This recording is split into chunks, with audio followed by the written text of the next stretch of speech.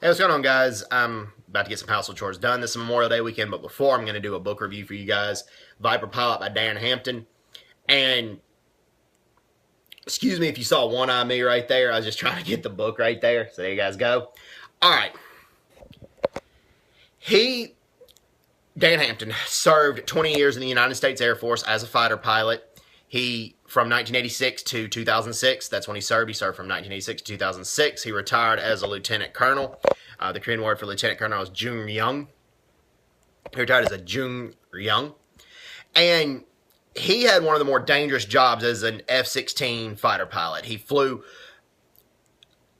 jobs that killed SAMs, surface-to-air missiles. So what these pilots did, what Dan Hampton did, was they distracted a lot of surface-to-air missiles, enemy surface-to-air missiles, so the F-15s could dogfight other enemy planes without problems, or so other bombers could bomb the main targets without difficulties, without the SAMs trying to kill them.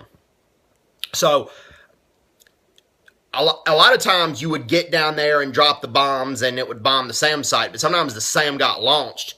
And if you were Dan Hampton and his squadron of F-16 pilots, they were called the Wild Weasels. That was their nickname. You wanted the SAM to follow you, so the other planes could have an easier mission. Okay? And so they sacrificed themselves for other planes. They risked their lives. They double risked their lives. And the reason he wrote this book, I've seen interviews from him, the reason he wrote this book is because he has seen that the divorce rate is skyrocketed in the military, and that's happening, and amongst other things, some soldiers having difficulties, but soldiers having difficulties getting back to civilian life and some of the difficulties, and he wrote this book to show that people could have an appreciation for what certain soldiers, namely fighter pilots, do and what they've had to go through. Because one of the things that had happened before the Iraq War, between 1995 and 2003, Iraq was a no-fly zone, basically. And the U.S. basically controlled the skies. So a lot of fighter pilots were gone a lot of times, and being away from their families, divorce rates happened. And I don't necessarily blame the women if they do that. I'm not judging them. He just wanted to make this book to show the stresses of being a fighter pilot. And he flew an F-16 CJ in a squadron nicknamed the Wild Weasels. He flew 151 combat missions. He destroyed 11 aircraft on the ground. And then he also killed 21 surface-to-air missile sites. And he served in the First Gulf War, the Kosovo Theater, and also the Second Iraq War. So the First Iraq War, the First Gulf War, the Kosovo Theater, and then the Second Iraq War. Okay? Excuse me, a little scratch right there. He had one of the more dangerous jobs. He enjoyed being a fighter pilot, but he felt like after 20 years of service, he needed to retire. That's what he felt like he needed to do. He went down to the Caribbean and bought a yacht. Or excuse me, not a yacht, a sailboat. Bought a sailboat. And a lot of times some people have the thinking that fighter pilots are arrogant. But the F-16, I'll give you an example. The F-16 cost $40 million. The F-16 jet that he flew cost $40 million US. And when you're flying a $40 million jet and pushing it to its limits by firing missiles out of that jet and flying it at high speed, sometimes very low to the ground, you have to have enough confidence in your ability to be able to do something like that. So that's why a lot of fighter pilots, in a lot of cases, have to behave like the way they do. Doesn't mean they don't care about other people. Doesn't mean they don't have compassion. You have to have some amount of caring and some amount of compassion to be able to do that kind of job. So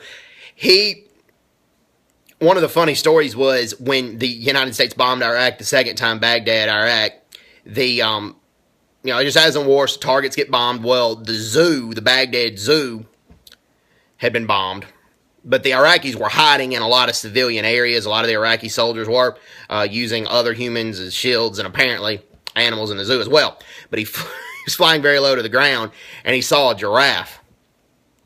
And he adds humor into that book to show some of the funnier things that comes with being a fighter pilot. I promise you, he did not shoot that giraffe. He did not bomb that giraffe. Okay, he's not a monster. And I've seen interviews by him, and he really didn't intend to write this book, but he wanted to write this book so people could have an appreciation for what fighter pilots did and all the stresses that they have to go through. You know, to be a fighter pilot, you have to complete the training, you have to do the job, and it doesn't matter who your dad is, where you come from, you just have to fly the plane and fly the plane very well, which is very, very hard to do. What a lot of F-16 pilots, all F-16 pilots, I should say, have to do this. They have to go, it's like a no-notice flight. They just come get you from wherever you are on base. You may be asleep, you may be eating with your friends, you may be doing any of that, and then they tell you to go fly your plane. It's like a no-notice flight. So to show you if an emergency happens, how well you can fly that plane with little time to prepare, little if any time to prepare. You know, that's the kind of stresses that they have to go through, and that's the kind of stresses that it takes to keep a lot of people safe.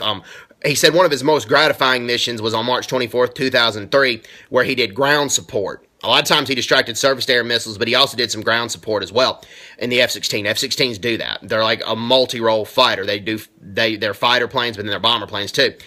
And on March 24th, 2003, he tried to save a bunch of Marines from the Iraqi army and the Iraqi forces, and he flew very low to the ground. He flew so low that he could see the Iraqi flag painted on some of the trucks, some of the combat trucks. And I wish this book would be translated into multiple languages. If it is, I'm glad it is translated. I recommend that people read it in their native language, no matter how proficient they are in a second language, because there's a lot of military jargon, a lot of fighter pilot jargon in there. And I've had the fortune, excuse me, I've been fortunate. I've had the fortune and been fortunate to be around F-16 pilots some in my life. A family friend of mine was an F-16 pilot. Not naming names or anything, but the thing is I can understand it. I still can't understand it completely. When I'm talking with F-16 pilots, I can understand it, most of it, but not all of it. And then a lot of times I can't talk back though with a lot of that jargon. So that's why I recommend you read it in your native language. So, and it's self-explanatory enough where you're not going to get confused enough, and you're going to understand the gist of what fighter pilots have to go through to keep us safe.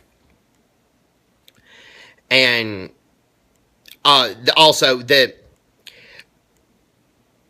second Iraq War, very few planes were lost to from surface to air missiles.